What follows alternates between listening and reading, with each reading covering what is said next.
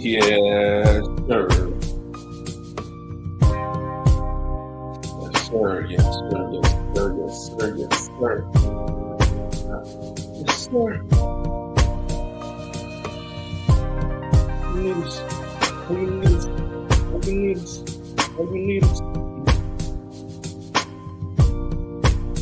All you need is one night. Sir, you already know. You already know what time it is. We in here. We live. We are live, baby. Turn up, turn up, turn up. We are live. We are live in the place to be. You already know it's your main man, Mike to the P. This is the One Mike Podcast. The One Mike Podcast. Yes, yes, yes. We are live. We are live. Tune in, tap in. Fall in, everybody fall in. You dig me? Like, subscribe. You know, do the good things. You did?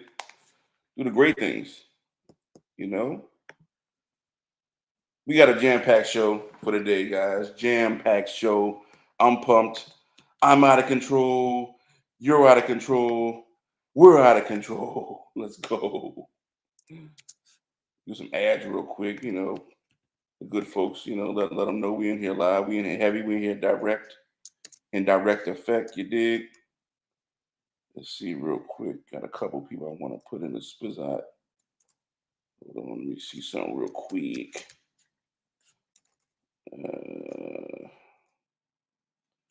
Hold up.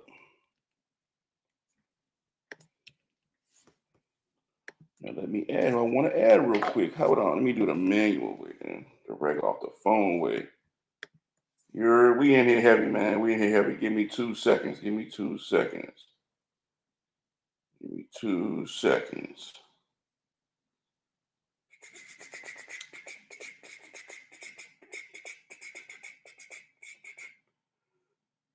Let's see here. Here we go. Bam, we in here. Let's go. It is your main man, Mike to the P. You already know how I do on a daily. This is the One Mike Podcast. And these are the Week 3 vibes. First game we're going to talk about is not the G-Man versus the Browns. G-Man held it down. Malik Neighbors, 2 touchdowns. He leads the NFL in touchdown catches, FYI. Packers, Titans, they're shellacking. We're not talking about that game either. First game we're going to talk about, man, is the Bears and the Colts. The Bears and the Colts. The number 1 pick in the draft, guys. Caleb Williams, 33 for 52, 363 yards and 2 touchdowns and 2 interceptions. Anthony Richardson and a win. 10 for 20, 167 yards, no touchdowns, 2 interceptions. But they still got the win. Jonathan Taylor, 23 carries, 110 yards, and 2 tubs. Shout out to Lethal, Nap Nation. Y'all got your first victory. But who I want to talk about is who I call Johnny Football, Caleb Williams. I mean, I just think Caleb Williams, man, the stats are going to say he had a great game. I'm not a believer in empty calories. It's not what I believe in. I believe in you play until the game is over with. So I'm not gonna hold the stats against him. The stats look great, but up until a certain point in the third quarter, I just didn't see. I have not seen what everybody else was saying he was gonna be. Again, rookie quarterback, first year, we get it.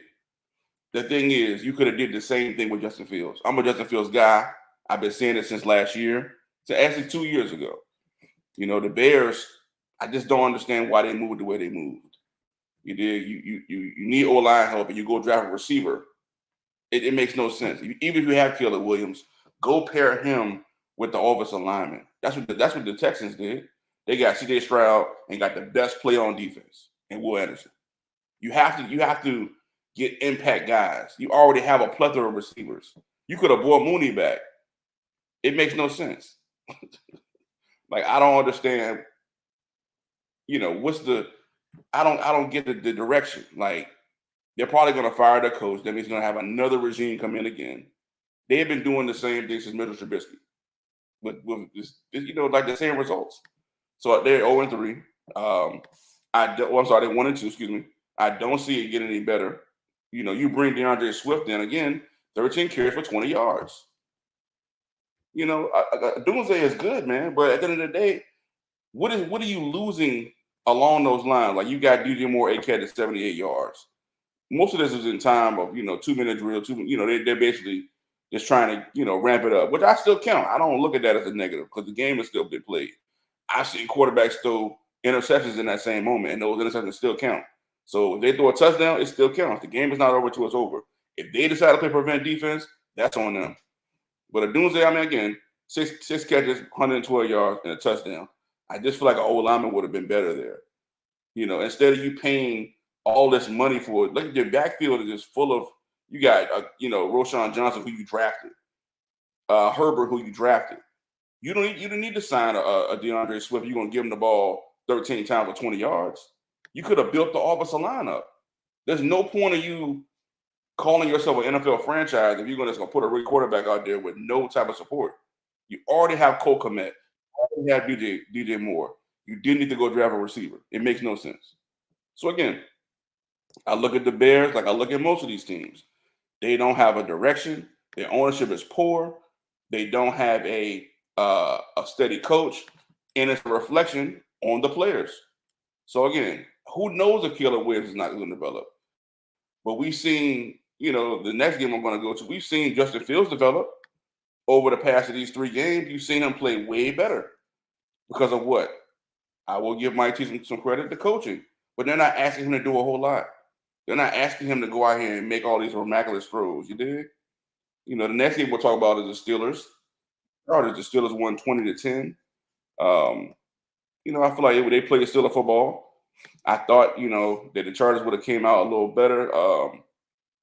Wishcom did get hurt. Herbert did get hurt in the game. He was 12-18 for 125 yards and 1 touchdown. He was sacked twice. Taylor Heinicke came in and threw 2 passes for 24 yards, and that was it. The Steelers held the ball the rest of the fourth quarter. The Steelers shut down J.K. Dobbins and they shut down Gus Edwards. That defense is balling. One play I love to see on Sunday was Cordero Patterson for them too. He had 4 carries in crunch time for 33 yards, so that was really good. But Justin Fields is really the straw that stirs that drink to me. Like 25 for 32, 245 yards, a touchdown, and 1 pick. He's the one out there really, really setting the tone and getting a plethora of guys open. Like he hit literally 1, 2, 3, 4, 5, 6, 7, 8, 9 receivers from Calvin Austin for a touchdown. He was four catches for 95 and a touchdown. George Pickens, 5 catches, 57 yards. Pat Freiermuth, Scotty Miller. They even got Najee the ball out the backfield. Cordell Patterson. Jalen Warner went to the back of the line, which I love. I like the fact they're giving Najee Harris the ball. Arthur Smith is realizing, hey, I have my starting running back here. There is no two running back system here. Najee's the guy. We're going to give Najee Harris the football. That's simple as that, man. All this goofy shit they was doing last year, trying to get Jalen Warren and give Najee. You drafted Najee Harris, in the first round for a reason. Give him the football. Steelers are 3-0. So that just proves to you the formula works when you just put the best. Again, give your best guys the football. All this goofy shit these teams keep doing is null and void. It's making them look stupid. Really. Next game we're going to talk about in the week 3 vibes. Man, Minnesota Vikings, dog. Who would have seen a 3-0 Minnesota Vikings coming? I didn't see it coming. Not on front. I like the first call thing, so to speak. They beat the shit out of the Texans, 34-7. CJ Stroud was 20 of 31, 215 yards, 1 touchdown, 2 interceptions. He didn't play great. Davis Mills entered the game late, basically trying to, just keep I guess, CJ out of harm's way, which was smart. They didn't run the football well at all without Joe Mixon was out with the ankle injury, which should have been called a penalty on that play in that game against the Bears, but it wasn't called. So don't know if the league will review that or not. But Cam Akers had 9 carries for 21 yards. That's pedestrian, man. Sam Darnold, 17-28, 181 yards, 4 tubs. Simple. Get the ball to Aaron Jones, 19 carries, 102 yards. And Justin Jefferson, 6 catches, 81 yards and a touchdown. He's got a touchdown in every game this year, dog. Every game. So to me, Justin Jefferson is head and shoulders above every receiver in the NFL to me personally. When you watch his game, when you watch him in those moments where he has to make a play, he's being double covered most of the time too. You did? So hey, I'm loving the fact what he's doing.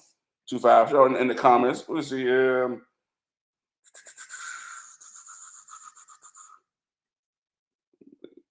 He said money wouldn't have had to pay Mooney and Fields. I mean, hey, it is what it is. We're gonna see what they look like. We're gonna see what they look like next week. But I think personally, you could have built on what you had with Fields. I mean, it is what it is. Like you could have set that contract up to where it would have been team friendly. He has no leverage at the end of the day. So he hasn't played well enough to actually. You could have guaranteed the 5th-year option, seen what you had this year, built the offensive line. You got DJ Moore. You got the running backs you had, and go out and try to win a football game with that good defense, which won a game against the Texans. I mean, the Titans. So I mean, to me, this whole Caleb Williams shit, you're hustling backwards. Now you're gonna fire the coach. You're not gonna bring the coach back. So you should have fired the coach last year. Like these teams make excuses for dumb shit. Like you have to have a coach and a quarterback on the same page. Now the coach didn't draft his quarterback. His attitude may not be the right way. He may not be looked upon the right way as a leader. It matters how you carry yourself as a leader. The coach and the quarterback are should be lock and key, hand in step. The quarterback is an extension of the coach on the field. So, Caleb, I don't know what type of player he seems to be. He seems quirky. He seems a little brash. He seems to be acting as if he's been here before. It's cool to be confident, but you got to still understand this protocol in this league, in game called football, in the National Football League. Let's see here. Yeah, you know what? The team I boosted up last week, we're going to bring y'all ass right back down to earth. The Bucks. I don't know what happened. I don't know what y'all did. Dumb. Come on, bro. Let me know what happened, bro. What happened to y'all? What's going on? Y'all was on that power ship partying too much. What's going on? Craziness.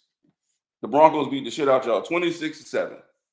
Carvel, let me know what happened, dog. Please let me know. Bo Nix, 25 of 32, 216 yards, no touchdowns, no interceptions. But he did run for a touchdown, 9 carries, 47 yards in the tub. So, I mean, to me, they did a really good job, man. Of just playing sound football. They didn't do a whole lot. They played within themselves. The receiver core is not that great. So, I mean, you got Humphrey, you got Reynolds, you got Courtland Sutton. Those guys are all possession receivers to me. You don't really have a speedster on the outside. Javonte Williams got a couple catches, which I was happy about. Needed to have it more often. Marvin Mills should be getting into the mix a little more. But again, the Bucks don't want to run the ball. Bucky Irvin's the guy. He had 9 carries for 70 yards.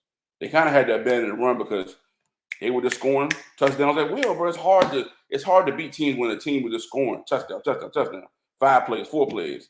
It's hard to maintain. Baker was 25 for 33, 163 yards and a touchdown and interception.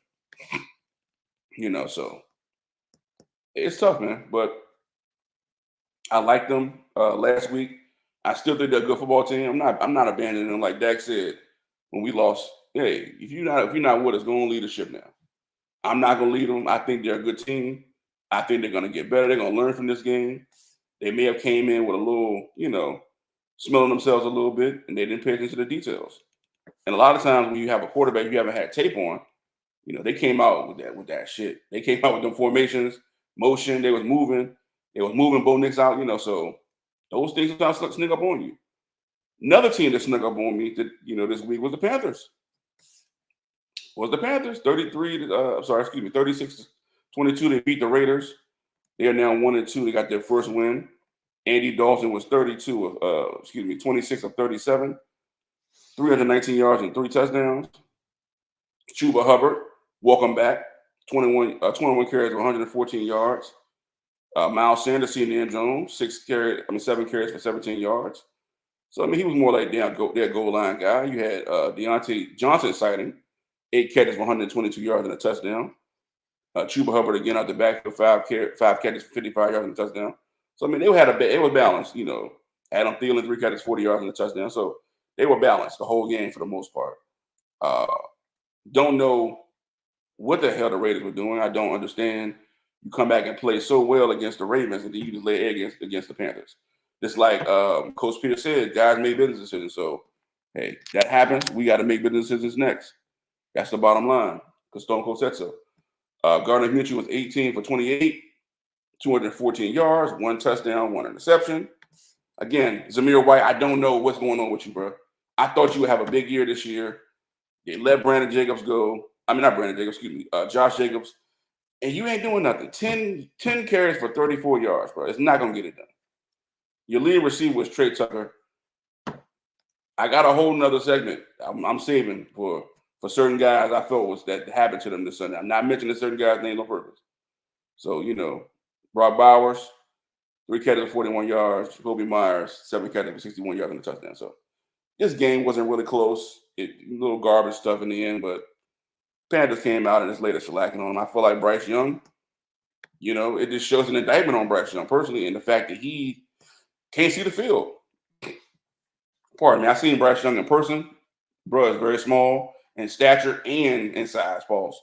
He basically is a dude you would see on the street that's like 5'8". Regular light-skinned brother on the street. Brother is small. You dig? So I don't know, man. I feel like that. It is what it is, man. I think they got to figure some stuff out. But yeah, it's crazy. Moving on for the week 3 vibes. Let's see here. Charlotte Misha in the comments. What's happening? What's happening? We just talking about this football talk. That's it. Shout out to Coach in the comments. Thank y'all for being in the comments. I appreciate you. Let me see here. Let me see.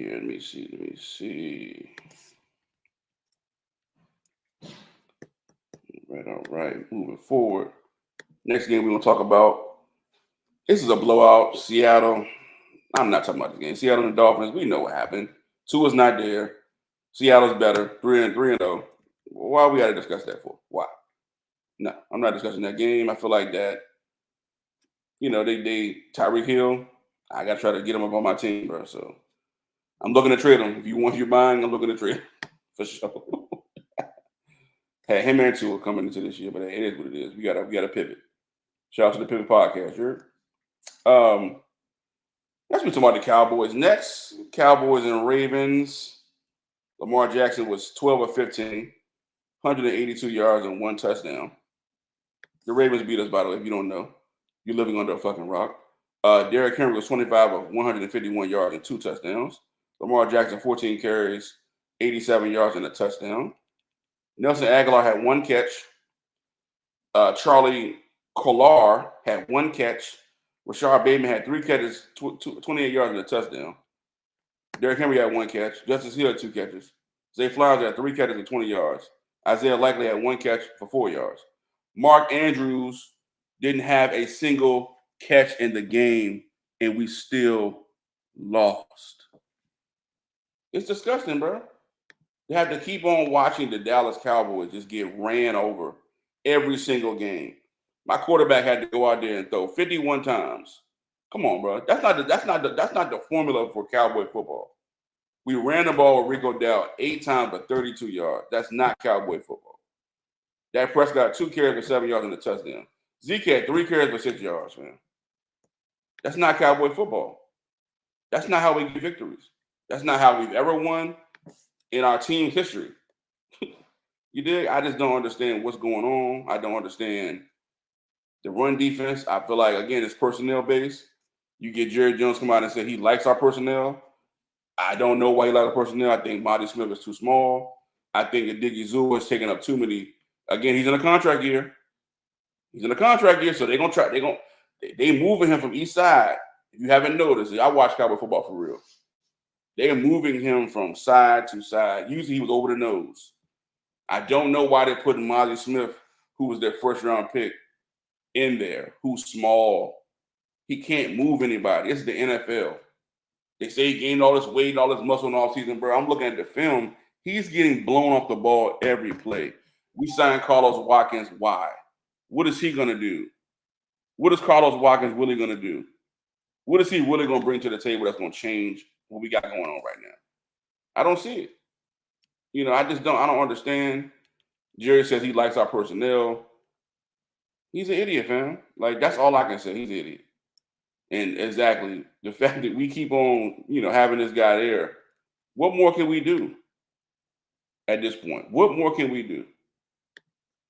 So I think the Cowboys are in a world of trouble. I just think that you have Dak Prescott there. He's going to do his thing, as you seen Sunday. When Dak don't turn the football over, he does his thing. And again, I'm mentioning certain guys for a reason now. Jalen Tolbert, 3 catches, 42 yards. Lipke had a really good game. I think Lipke should be on the field more. Brandon Cooks, 2 catches for 16 yards. Jalen Brooks. These are my receivers I'm having. I haven't mentioned our quote unquote number one receiver, who y'all think is number one receiver. Y'all think he's number one receiver.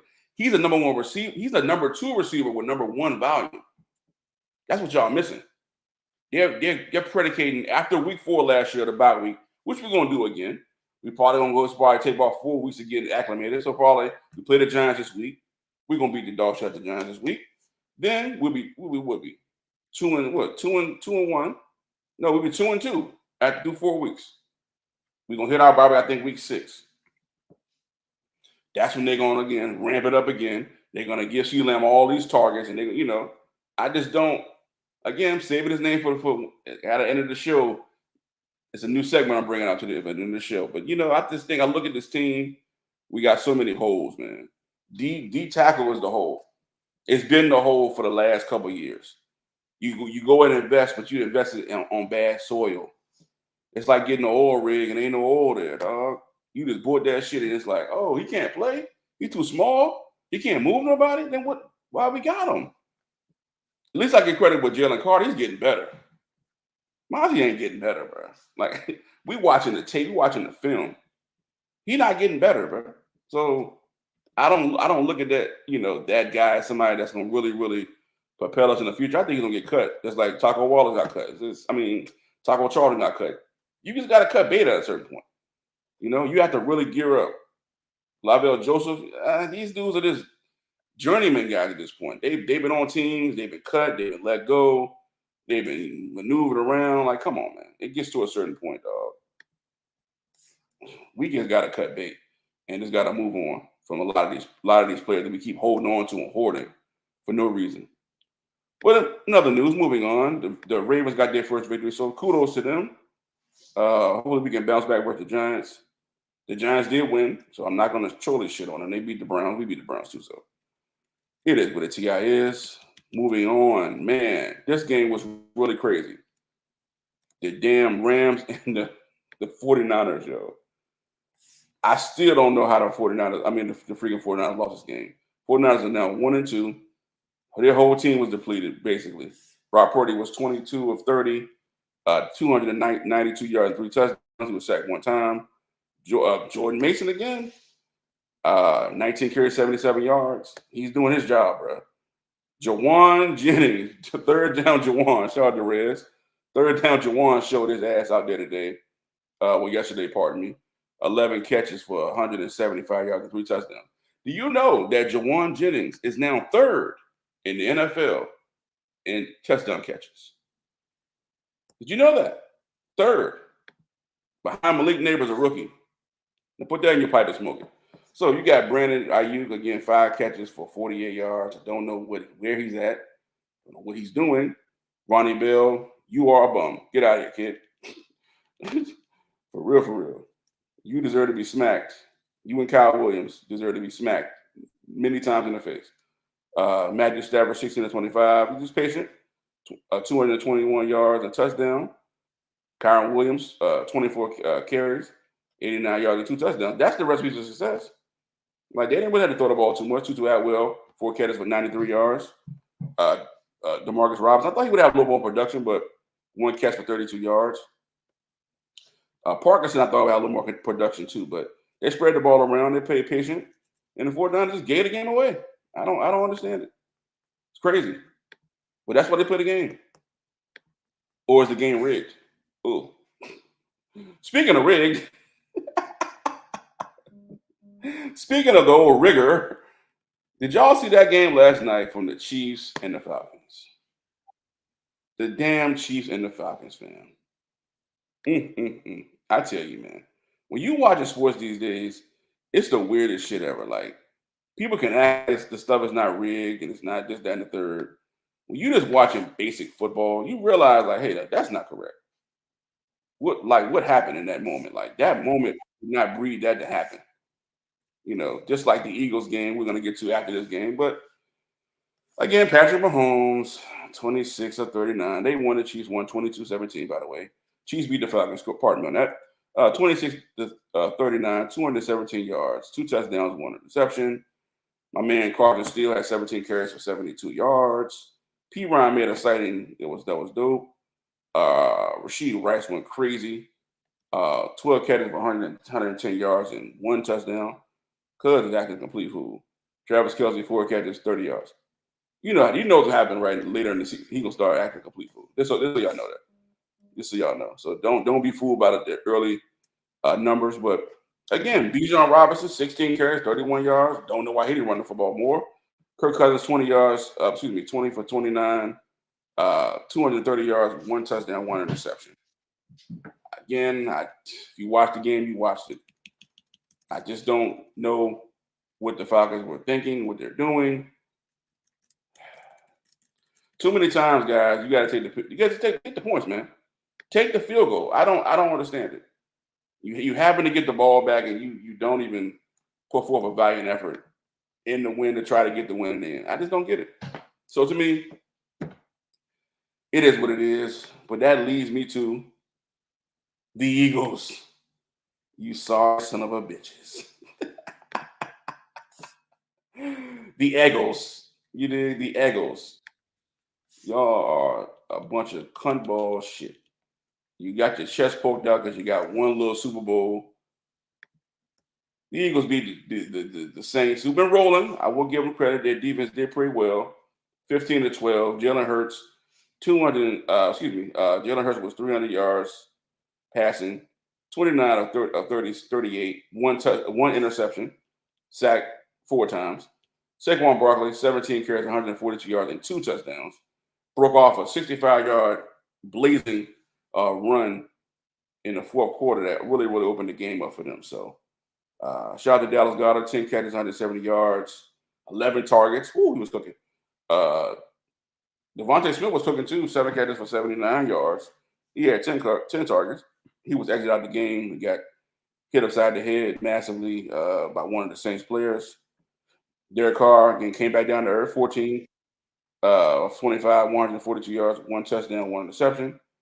Alvin Kamara still doing this thing. 26 carries, 87 yards, no touchdowns. Kamara, 3 catches, 40 yards. Olave played really well in that game too, 6 catches, 86 yards. I want to give, before I smack and mess up the Eagles in their false bravado, Quinyon Mitchell played really well for the Eagles, man. Like, I don't think, to me, if the Eagles are smart, they keep that guy at the second cornerback. Because if you go back and look at that game, man, he played really well, sound football. The Toastmaster. If y'all go back to Dewberry, James Bradbury, after he comes off injury, then y'all gonna be in a world of trouble. But I want to give, before I hate on y'all, this is good hate though, Quinyon Mitchell. Want to give him some credit. I seen him play really well yesterday. But now, let me just ask y'all a question. Why do Eagles fans walk around like they own the NFCs? Why do Eagles fans walk around like they really are a really good team or a really good franchise? Like, you guys had one lucky season in 2018 where you were 9-7 at that. 9-7, you guys weren't really good. Let's break down your record from that time frame. Let's break down your record for the past 10 years. 2014, you guys were 7-6. 2015, you guys were 7-9. 2016, you guys were 7-9. You had a blip. 2017, you were 13-3. Didn't win at all. 2018, you were 9-7. 2019, you were 7-9. 2020, when Jalen Hurts enters the NFL, you guys were 4-11-1. In Jalen Hurts' first game as a starting quarterback, as a starter now, it was a tie.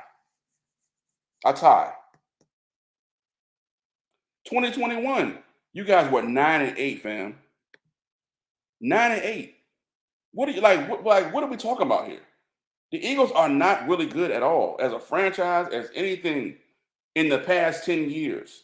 You had one lucky season when you won the championship. You did with Nick Foles. You didn't win the championship with Carson Wentz or with Jalen Hurts. You get back to the title game. You're 14-3. You lose to the Chiefs. You're 11-6 last year when you totally collapsed. You woundedly walked into the playoffs and then got smacked in your face. Well, what really are y'all? And then when you break down the records compared to the Dallas Cowboys, it don't even make sense. It don't even make sense. Dog, we can go back here. We can go back to the same 2014 if you want to, where the Cowboys beat y'all 38-37. 2005, excuse me. This is both times. Now we did lose in that 2014 season, 10-33. You did, so we did split. But then we come back in 2015. We beat y'all 20-10. 2015, we lose 27-33. 2016, we win both of those games. Why do I want to play y'all one time in 2016? Hold on. I don't know. All right. 2016, we win. It says 29-23. This is basic information I'm giving you. 2017, y'all do clip us twice. This is where the tide starts turning. 2017, we beat y'all 6-3. I mean 6-0. 2018, we beat y'all 27-20. 2018, we beat y'all 29-23. 2019, we beat y'all 37-10. We lose 2019. That's when Dak gets hurt. See how that works? Dak got hurt both of those games. We lose both of those games. Dak comes back 2020. When Jalen Hurts comes back, we win 37-17. Jalen Hurts is still there now. We win again 2021, 41-21. We win again 2022, 51-26. Now we lost the next season, 17-26. And then we won 40-34. Then we lost, and then we won last year, 33-13. So when y'all say we split all the time, we do split majority of the time. But in our last 12 meetings, when Jalen Hurts has been the quarterback, we want to count it when Jalen Hurts is the quarterback. We don't want to count it when some other person was the quarterback.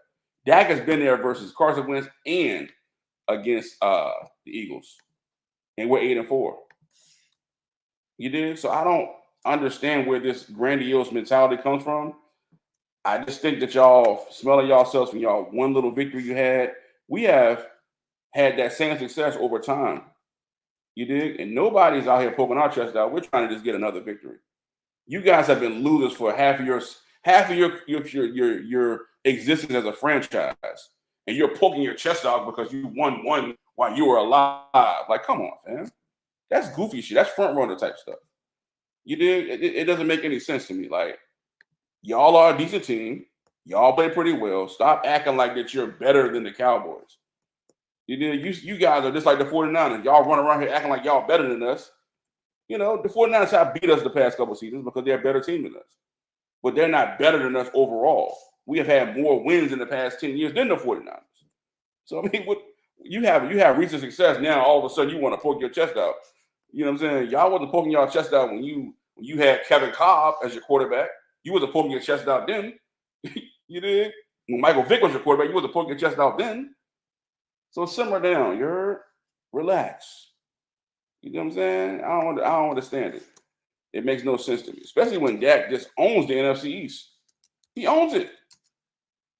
Let me look it up real quick. I already know it's crazy, but I want to get this exact statistic. I don't want to.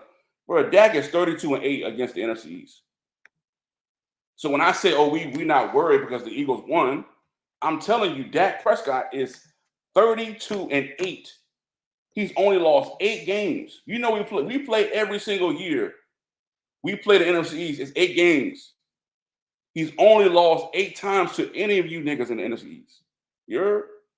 So it doesn't make sense to me when you say that your quarterback is better than my quarterback. My quarterback has had more touchdowns than your quarterback. My quarterback leads the league in yards right now. He led the league in touchdowns last year. Jalen Hurts has never led in any category at any time frame. Jalen Hurts is not even on the same planet as a Dak Prescott. He plays with better players and plays worse than Dak Prescott. Come on, fam. He had no touchdowns yesterday. If it wasn't for my quarterback, it wouldn't even been close. There wouldn't even been a game. I don't understand why y'all talk so much, man. And they can say I look crazy. It doesn't matter about how I look. I'm giving you factual information. These things you can look up your own self on your own time. Giving you factual information. You did? I look at these games and say, how do y'all evaluating quarterback play? How are you evaluating the talent? I just don't see it. I don't see how you can say that one quarterback is better than another quarterback, and the quarterback beats the other team multiple times. He has better stats than that quarterback because they had one successful season where that quarterback was not even there for the Super Bowl, and you're lumping it in there like he was there. He was not there.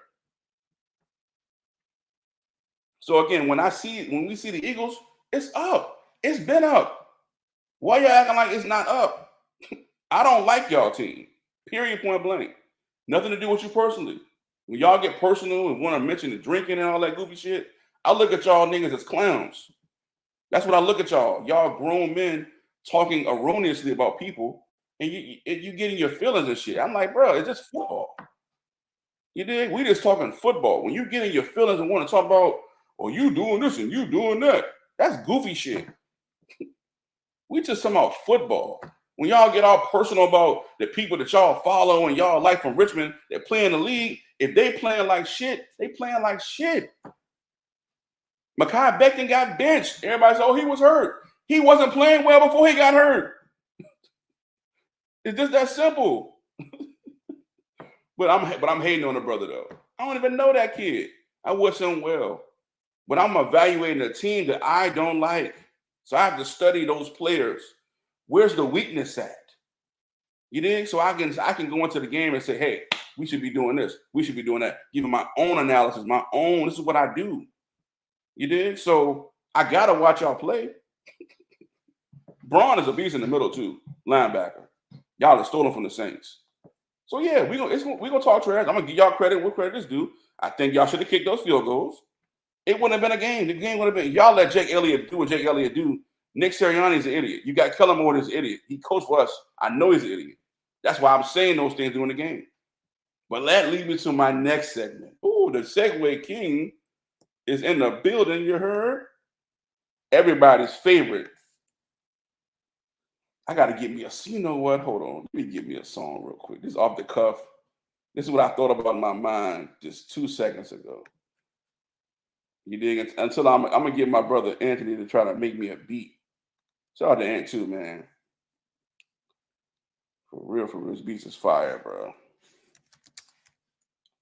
Let's see here real quick. Let me see real quick. Let's see. This is everybody's favorite, this is everybody's favorite time of the show. You heard? Come on, see, this is the bull job. Get out of there. There we go. The net be having you doing stupid stuff. Get out of here. You having so many witch columns now. Trash. I'm gonna do better next time. That wasn't good. Here we go. Conspiracy or truth?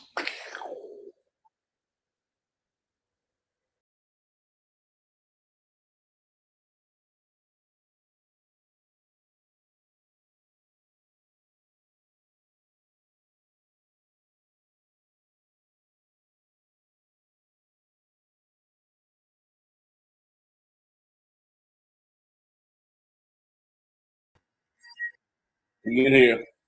I told you, bro. When the 10 floor come on, it's up. You heard? When the 10 floor come on, it's up. Conspiracy or truth? Now, this one here's a doozy. I got some notes here. I just want you to hear me out. I watched the NFL for years. I just noticed certain things when I'm watching the NFL these days. You got, like we just mentioned, Nick Sirianni. He's not taking the field goals. I don't understand. You get down there, we watch the Falcons not take field goals. We trying to kick field goals from 75 yards. You did. Aubrey Shaw, my kicker, Aubrey. He's automatic from 65, easy. 66, easy. He had a 66 yarder, but they called it back last week. I promise you might get the record in the next couple of weeks. As bad as our team is playing. But we will get it rectified because we got that. Put your foes up. But conspiracy or truth? I believe that the NFL is rigged. When you watch the NFL, you just watch certain time frames in the game. These teams are doing things that don't make any sense at all. Not taking the points that are easy points. We have to announce now how do you have to announce that you're going for an onside kick? And we actually got the onside kick. That's the crazy thing about it. We had to announce it though. That fits into what? Their parameters and their gray area. They do all these things in the NFL for a reason. It's not because they think it's better for the game. They're doing this shit so they can consolidate it, consolidize, so they can know what to do and what to say at these certain moments. Now, you might ask yourself, okay, what's the conspiracy of truth today? Super Bowl III. Now, I've said it before, but I haven't really dug deep. I took the time to really get into the real analysis of this situation. Super Bowl III was between who? The Colts and the Jets, right? We all know that Joe Namath, the great Joe Namath, Broadway Joe, if you will, came out and guaranteed the victory right before the game, right? Everybody was in a frenzy, everybody was in an uproar. But let me give you the details leading up to this game. So you have the AFL and the NFL. The NFL was dominating. You had different teams. So the Packers, they were dominating for that era, that time frame. This is the golden year, the Giant Stadium, Yankee Stadium, where they would have, you got John Amici with all that type of stuff, right? But in the 1960s, the AFL, brings their teams along. You got the Jets, you got different people from the AFL. They get big TV contracts. The NFL, one thing is they realize this is what this world is based off, monopoly. That's why you only have a certain amount of gas stations to go to. That's why you only have a couple of cable companies. You got Verizon, you had Cox in the area, and you had Comcast, Verizon Fios. These are 3 companies. Why isn't there 5 companies? You know why? Because there's nobody to compete with them. They get the technology. They're the ones, you got Microsoft and Apple. They make sure they can consolidate so there's a monopoly. So they can just keep making money. They give you a choice and say, here's the choice. Either this or that. Not this, that. No. We're going to give you 2 choices. Here you go. Either you want this or you want that. And most of the time, they're both working together. So, NFL, they are curious about doing a merger with the AFL because they realize it's more money for all of us, right? What they don't tell you is the NFL merges in 1970, right? But they had a deal. So the AFL versus the NFL for the first couple of Super Bowls. You know what happened? The first couple of Super Bowls, the Packers win, blowout fashion. In the contract, leading up into that next year, if the AFL didn't win the Super Bowl, then the contract would be null and void and ripped up. So, with that being said, you had Joe Namath sign with the Jets, but he was drafted by the Arizona Cardinals. They were not, probably I think St. Louis Cardinals then, if I'm not mistaken. They were the Cardinals that drafted Joe Namath first. He signs with the AFL for a record-breaking at the time, $400,000, right? So we have NFL, AFL, the merger in 1970. We have Joe Namath signing a record contract at the time. The Packers win the first 2 Super Bowls, like I mentioned. What they don't tell you is, in that game against the Jets and the Colts, You would think in your mind Johnny Unitas was playing in that game as a coach, right? Nah, nope. Go look it up. The guy named was Earl Morrow was the quarterback of that Colts game. Johnny Unitas was hurt for that game. He plays in the game later on in the game, but a player named Earl Morrow was basically the quarterback in that game. Their owner named Carl Rosenblum was basically an owner, and he was a gambler. The spread for that game for the Jets and the Colts started off at 18. The spread came down to 15 because somebody placed a $3 million bet on the game. You want to guess who placed that bet on the game? You guessed it, Carol Rosenblum, the owner of then the Baltimore Colts. So to me, you look at Carol Rosenblum placing a bet for the game on the Jet side. This is what they found out after the fact. They don't know this during the time frame. Because of course they would have said, oh, there's something wrong here. But time goes on. It's the 1960s, maybe 64, 65, something like that. Johnny Unitas is hurt. That team goes 13. Don Shula is the coach. Keep that in mind frame. Don Shula is the coach, right? The Jets were 15-point underdogs going into that game. So you have a situation where you have Johnny Unitas is on the bench and Earl Morrow is the coach. Earl Morrow is the quarterback. Guess what Earl Morrow numbers were doing this game? Now they were 13-3 with him being the quarterback primarily the whole season. Because I just told you Johnny Unitas was hurt. He was 6-17 for 71 yards and 3 interceptions. The Colts got down to the 20 5 times in that game. Guess how many points they scored? 0. One of the guys named Bubba Smith, you can look it up. It's on the internet. It's not public. It's an old show back in the day where Michael Irvin was on the shows. I think it was John Sally's show. It was on Sportsnet.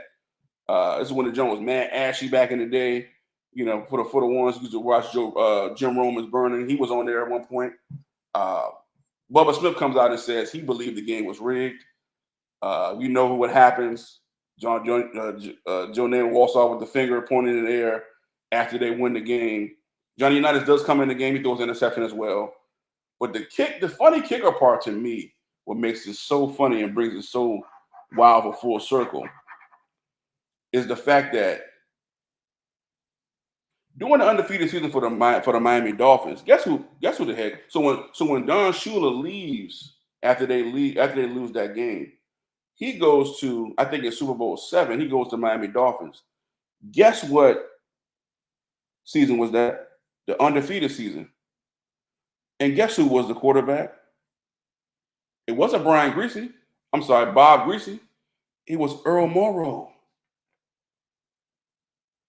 The same quarterback that threw the game for Don Shula with the Colts ends up being the quarterback that quarterbacks the perfect season team to win the championship in 72. Shout out to Mercury Morris, by the way.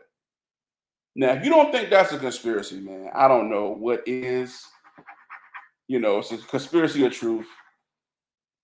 I'm Mike P. I know I smoked that segment. To me, the NFL been rigged since day one. It's about money. It's about entertainment. I enjoy it and watch it based off entertainment because I love the game of football. But when you watch these games, you're watching shams, dog. If they can rig a Super Bowl with that much in-depthness, when it comes out early on, like later on, that this guy, Carl Rosenblum, is the owner of the team and he's betting. He's a known gambler. You can look it up. Just look up, type in Carl Rosenblum. Look it up. Known gambler. Says it through his documents, through him as a person, through the way they break his Wikipedia down or whatever information you can find on him. Known gambler, owner of a team, plays $3 million on the Jets. The Jets win. That's how they get the merger. That's how they get the money they're making right now. And they've been doing this for the longest. So those same owners, most of the time those owners are kids who own the team now. So the mentality ain't changed. The gig is still the gig. The main thing is still the main thing. Entertain these people as best we can with satire, with storylines and Taylor Swift and all these things they got going on when we keep making money. Jerry Jones his company. That's what it is. It's a company. It's not a football team. We look at it as a football team. No, it's a company. $11 billion and counting. Every year it goes up. You know what really messed it up? The same way like the music industry? Revenue sharing. Now they really got a stronghold on you because the TV contracts, all that's connected to every team. A team gets amount of money every year, whether they lose or win. Every season they get a certain amount of money every year. And it goes up every time they drive a TV contract. Every year. So when you have these teams, they don't care about winning or losing. Like the Browns don't care about winning. Cincinnati Bengals owner doesn't care about winning. He don't even mention the word Super Bowl. Some of these owners don't even think about the word Super Bowl. Are we relevant? Are we selling tickets? That's why they bought Deshaun Watson there. To sell tickets. Like the NFL is literally like a glorified it's like a glorified workshop. Like where you're getting paid a lot of money, but you're under conditions like the military. Like NFL players had to pay for their own tickets to games. Did you know that? So you're thinking, okay, that Jones discounted, but it's not discounted to a great amount. You leave that team, you gotta still pay. Gerald McCoy came out recently and said when he left, he's part of the most decorated Buck other than Sapp, Derrick Brooks, Lynch. They gave his number to Ndamukong Suh like that. Just leverage the head. Here you go. It's just the number you want. They don't look at you. That's why like you see a Jamar Chase. They don't look at him as like, oh, he's one of those guys. He doesn't care about paying him no money.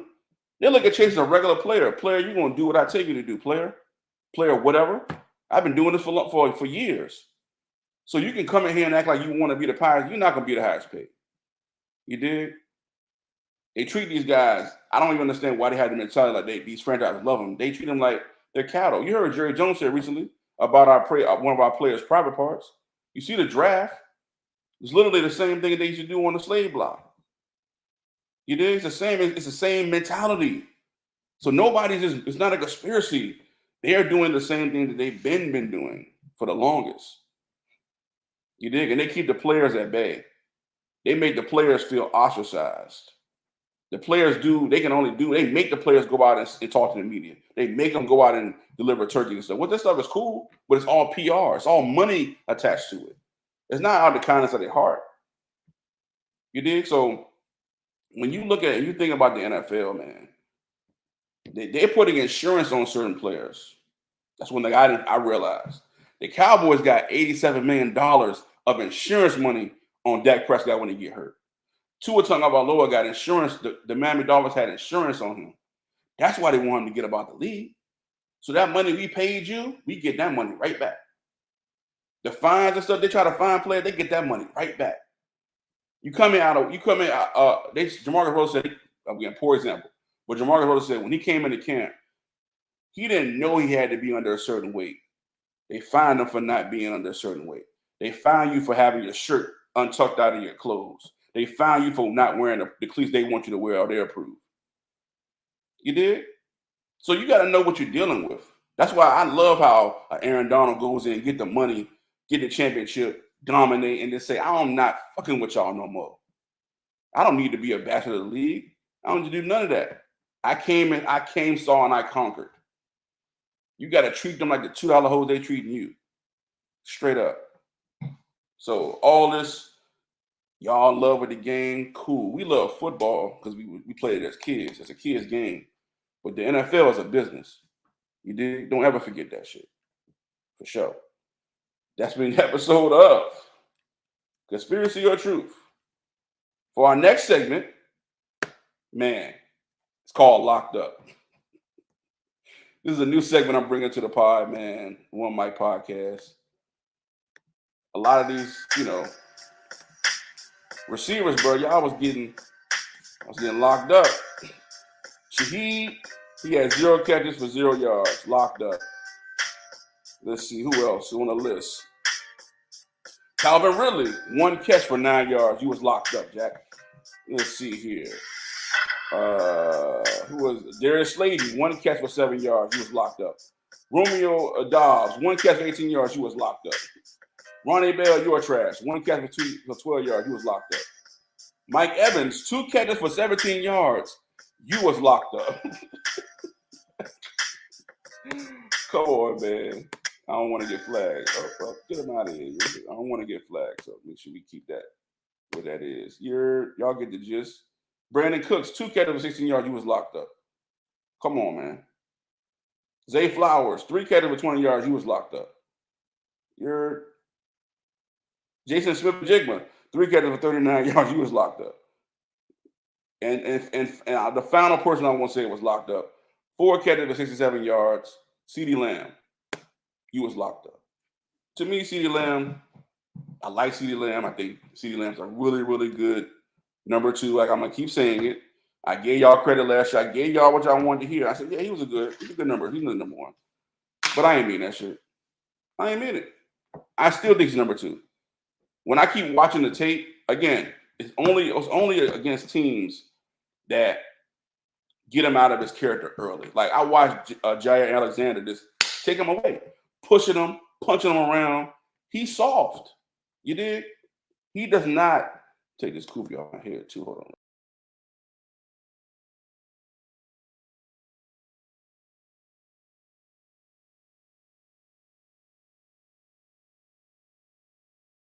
Yeah, so to me, CeeDee Lamb, like the kid, got his money, had to pay him. Only thing we got going on for our receivers. But, man, dog, I watched Marlon Humphreys just take you out to play. It's like you don't want to compete. He's not strong enough. Couple drops, a fumble down late. Come on, man. Like that, we can't have that, bro. Not so you can't make mistakes because Dak does throw interceptions sometimes. So I feel it. But CeeDee Lamb, we need you to be CeeDee Lamb, man. If you don't have you to be, we don't even have a running game at all. So man, you just had Jay Ferguson come back last week from an injury. Brandon Cooks, I just read you, he was locked up 2 catches for 16 yards. They're throwing Brandon Cooks, a 5'8" receiver, a fade at the goal line, bro. A 5'8" receiver, they threw him a fade. What in what fucking world do you do that on the goal line? Please name me a time frame where you see Tavon Austin go out or Tutu Atwell go out. They the same size. Go out for a fade. Come on, man. I don't get it. I don't understand it, and I don't get it. But again, this is what we got to work with. So I'm happy. I'm gonna continue to watch as well as you guys continue to watch. You know, I said I was the leader Cowboys that didn't bring Dak back. They did, so hey, we here. All we can do is remain hopeful and watch the game, dissect the game, talk ball, talk shit. It is what it is, man. But the bet of the day tonight, Commanders, Redskins, whatever you want to call them. I'm calling them the Redskins straight up. The Redskins versus the Cincinnati Bengals, and you got Jaguars and the Bills. You dig? So the bet of the day, I've been cooking, bro. Follow my bets, man. I'm telling you, I'm trying to give me a DraftKings jump. Prize Picks or FanDuel. I'm back on Underdog too. Back on Underdog trying to find them plays. Underdog got a jump where they can give you 8 picks. Pardon me. So you can flex out the 8 picks. But the bet of the day is Austin Eckler over receiving yards. I think the receiving yards is like 17.5. So that's my bet for that first game. The second game is going to be Christian Kirk over receiving yards. Those are my 2 bets for the day, man. Take it, man. I'm telling you. I've been cashing. I'm 3-0. You can look at the tape. I'm 3-0. I'm going to tell you if I was wrong because I'm putting the same bets in when I'm playing them, baby. You did. We did win big this week. You know, I had a really, really big one I could have won if San Diego would have won. I had, I ain't going to say what that is over the net, but, man, it would have been crazy, dog. For real, for real. It's been out of here. I've been hitting everybody cash up. Let's hit with a little gift or something. You dig me? But I'm gonna get them a couple times. I know I'm gonna get them. I done got them a couple times. I'm gonna really, really get them for some crazy shit. You're for real. But that's been today's episode, man. Man. Great episode. I felt like. Thank y'all for your interactions. Thank y'all for your love. Like, share, subscribe. Go to YouTube right now. Subscribe to One Mic Podcast. Type it. One Mic Podcast. You see it right there on the tip of it. I ain't got to spell it out for you. Right there. You did? One Mic Podcast. Thank y'all for on Facebook listening, holding down, commenting. Steelers, watch y'all mouth, man. You see y'all gonna smack y'all up, dude. Straight up, though.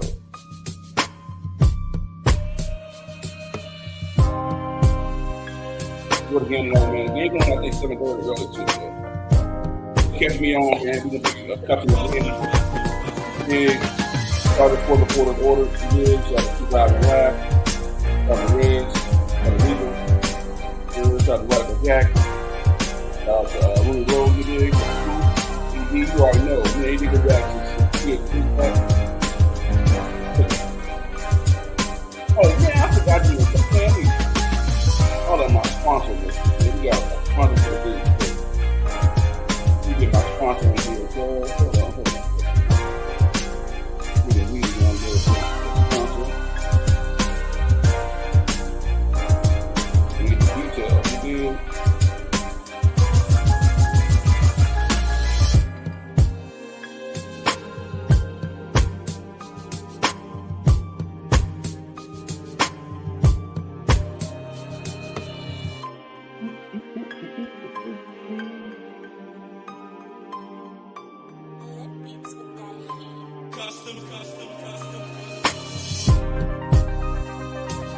Man, the sponsor for today's show, man, is Johnson's Funeral Home Service. Their contact information is, has some loved one that's passed on. Contact information 804-478-4411. Again, that's Johnson Funeral Home Services, and cremations 804-478-4411. Some tough news, man. My cousin did pass on. I know y'all have been praying for him, man. Cousin Daryl, a pillar in our family. His nickname was Jug, man. So, 57 years old, man. Soldier, man. He passed on from complications, man. So, episode is dedicated to him.